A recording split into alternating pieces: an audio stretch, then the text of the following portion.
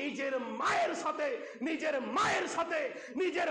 সাথে 36 বার জেনা করলে যে পরিমাণ গুনাহ হবে, এক বিন্দু সুদ খেলে সেই পরিমাণ তার আমল নামাতে গুনাহ আল্লাহ রাব্বুল আলামিন লিখে দিবেন। নাউজুবিল্লাহ।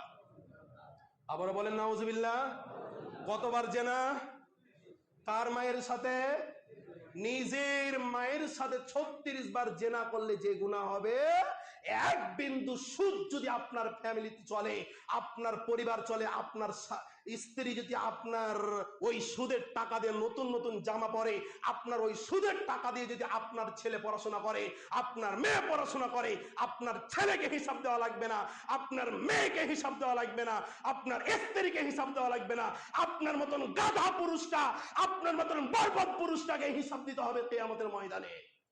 জাররা পরিমাণ আপনাকে আল্লাহ ছাড় দিবে না।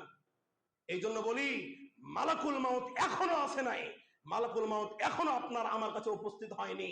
এই মালাকুল মাউত আসার আগে যাবতীয় হারাম কাজগুলোকে ছেড়ে দিয়ে যেগুলো হালাল কাজ রয়েছে, সলেহ কাজ রয়েছে, সৎ কাজ রয়েছে, করবো তো ইনশাল্লাহ। আবার বলেন ইনশাল্লাহ। জান্নাত যাওয়ার কোনো ক্ষমতা নাই হালাল কাজ ছাড়া।